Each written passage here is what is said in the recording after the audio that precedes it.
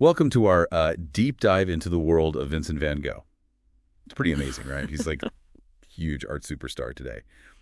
But he only sold one painting while he was alive. It's true. It really is fascinating. Makes you want to unpack his story even more. Yeah. And I think to understand it, we have to go beyond the surface. Yeah. Beyond just the sunflowers and starry nights to the man himself. Okay, let's do that. So what's interesting to me is he didn't actually start out as this color-obsessed artist. He had a whole other life before he ever even picked up a brush seriously. Yeah. He was born in the Netherlands in 1853, and he had a pretty religious upbringing. Actually, he tried a few different things. He tried art dealing and even preaching before he decided to become a full-time artist when he was 27. Oh, wow. So what sparked that change? Was it some kind of epiphany? Well, from what we can tell from his letters and writings, it seems like he was driven by this deep desire to serve humanity and to connect with people on a deeper level. He saw art as a way to express the beauty he saw in the world, even in ordinary things. I can see that. Yeah. Especially in his early work, like The Potato Eaters. Yeah. It's not the bright, vibrant Van Gogh that we think of, but it's still really powerful. Yeah. I mean, the somber tones, the textures, even the way he captures the dignity of these hardworking people. It's like he's laying bare their souls. Absolutely. Yeah. It's realism, but it has this deep empathy in every brushstroke. You can tell he was already a master storyteller, even before he developed that signature style. And then he moves to Paris. Yeah. In 1886. And that's when things really start to change, right? Oh, yeah, absolutely. Paris in the late 1880s was like a bubbling cauldron of artistic innovation. Impressionism was in full swing. And Van Gogh found himself surrounded by all these artists like Monet and Seurat, who were experimenting with color and light in new ways. Yeah, and his paintings change so much. He goes from those earthy browns and somber tones to this explosion of color. It's like he discovered a whole new language. It is. And it wasn't just the Impressionists. He was also really influenced by Japanese woodblock prints. Wait, really? Japanese woodblock prints? Yeah. What drew him to those? Yeah. It's fascinating. You can really see the influence in his later work. Yeah. The bold outlines, the flattened perspective, the way he uses negative space. It all kind of echoes that Japanese art aesthetic.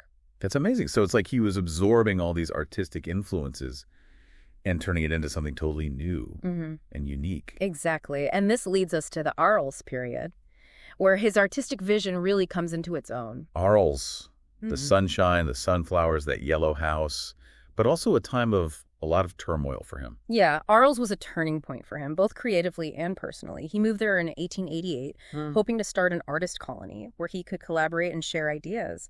And this is where he paints some of his most famous works, like the Sunflower series and those self-portraits. Yeah, it's almost like the brighter his paintings became, the darker his inner world got.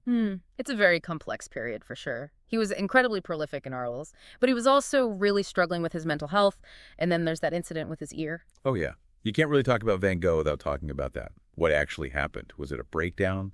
A fight with Gauguin? Well, the exact circumstances are still kind of a mystery. But we do know that he was deeply troubled. He suffered from bouts of depression and anxiety, and some believe he may have had bipolar disorder. And his relationship with Gauguin, who he had invited to Arles to join his community, was volatile, to say the least. So it seems like the intensity of his art was somehow connected to his emotions. I think that's a great observation. His art wasn't just a reflection of the world around him. It was more like a window into his soul. His brushstrokes, his colors, his subjects, they're all imbued with his emotional state. And that makes his work so powerful and relatable even today. I mean, we may not all be like tortured artists, but we all experience joy, despair, longing, all of those emotions that he captures so well. Exactly. And that, I think, is the key to understanding why he only achieved fame after his death. So why did he remain unknown during his lifetime? We know he was creating these masterpieces. Did people just not get it back then? Well, it was a few things. The art world was changing rapidly, but it was still dominated by traditional tastes. Van Gogh's work was considered too bold, too unconventional, even ugly by some critics. So it's like he was ahead of his time. Yes, very much so. But then there's also the tragic element of his life, his mental illness, his poverty, his isolation. These things all contributed to his lack of recognition. It's sad, but the world only started appreciating his genius after he was gone. Yeah, it's like the world just wasn't ready for him. Makes you wonder if things would have been different if he got more support. It's a question that a lot of art historians ask. But maybe his tragic story adds to the mystique of his work. Maybe. I mean, there's something about knowing he poured so much of himself into his art, all the struggles he went through. It makes it feel even more powerful somehow, like we're seeing the world through someone who really felt it deeply. I agree. I think that's why his work is still so powerful today. It's raw, it's honest, it's like pure emotion on canvas. So let's talk about some of those iconic paintings. Like you mentioned the sunflowers earlier. What is it about those that really captures the imagination? Well, on the surface, they're just sunflowers, right? But the way he painted them, it's like they're bursting with life. They practically glow from within. Yeah, I've seen them at the Van Gogh Museum. The texture, the way he layered the paint, it's incredible. You can almost feel the sun's warmth coming off the canvas. Right. And remember, he painted those during a time of a lot of turmoil. He saw them as symbols of hope and gratitude, even when things were dark. Yeah, I see that. There's a kind of resilience there, like they're just determined to face the sun. Exactly. And then there's Starry Night, probably his most famous work. And for good reason. It's not just a night sky. It's an expression of his soul. Yeah, there's so much movement and energy in that sky. It's like this cosmic dance of emotions. He painted it from the window of his room at the asylum in Sarmier-Provence, where he was getting treatment. It's pretty amazing that something so beautiful could come from a place like that. And then there are those self-portraits. He painted so many. It's like he was trying to figure himself out through his art. You're right. The self-portraits are really fascinating. You can see how he changed, both physically and emotionally. And remember, he couldn't afford models, so he used himself. Oh, right. And you can see the toll his illness was taking on him, especially his eyes. They have so much pain and longing in them, but there's also this strength. Yeah. Like a determination to keep painting no matter what. Yeah.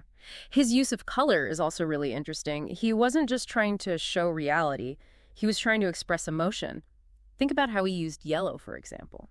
Yeah. It's everywhere. Yeah. Sunflowers, stars, even his own face sometimes. Yeah. What did yellow mean to him? Well, he associated it with joy and sunshine, but also with madness. It's a complex color for him, and it gives his work another layer of meaning. That's like he's using color to speak. Exactly. That's what makes him such a revolutionary artist. He wasn't afraid to break the rules, to experiment with style and technique, to create something totally new. He was a pioneer of expressionism. He paved the way for artists like Munch and Kirchner, who explored similar themes. He was bearing his soul on the canvas. And in doing so, he created a whole new way of seeing the world, a way of expressing the human experience.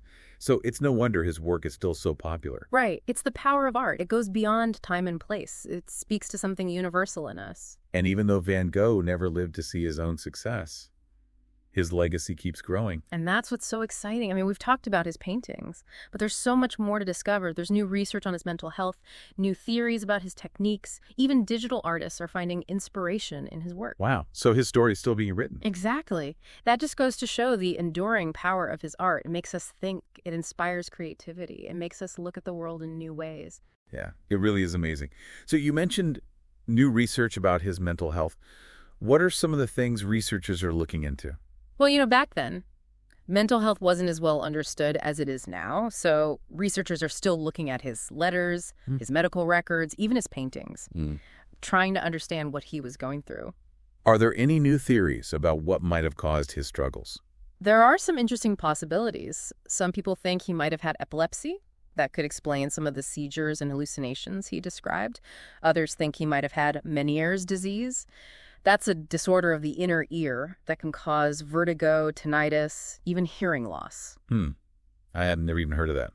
It's interesting that even now, we're still trying to figure out his life. Right. It shows you how complex he was. Yeah. And that there's always more to learn. So beyond the medical stuff, how else is his legacy evolving? You talked about digital artists being inspired by him. Oh, yeah, definitely. His style and his techniques are being used in all sorts of new ways. Like, have you seen those immersive exhibitions where you can step inside his paintings with virtual reality? No way. That sounds incredible. Can you imagine experiencing Starry Night like that? Right.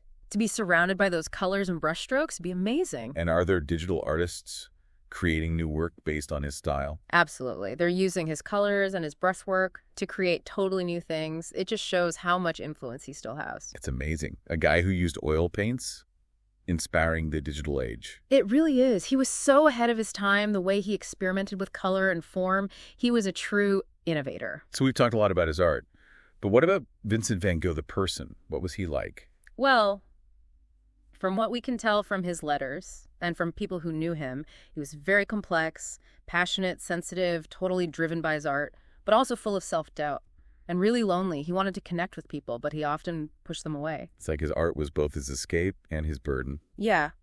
He was always trying to achieve something that he couldn't quite grasp. He was so hard on himself.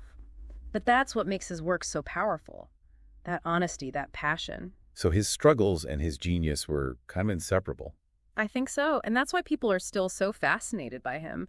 His story reminds us that creativity can come from dark places, that beauty can come from pain, and that sometimes we don't recognize true genius until it's gone. It's a bit sad, but at least his art is still here. Millions of people see his work every year. That's true. And with all the new research and technology, who knows what else we'll learn about him in the future. Well, I think this has been a great deep dive. I hope our listeners have a new appreciation for Van Gogh. Me too. I hope they're inspired to learn more and to really look closely at his work. That's a great point. Thanks for joining me. It was my pleasure. And to our listeners, thank you for joining us on this deep dive. Keep exploring and keep learning. We'll see you next time.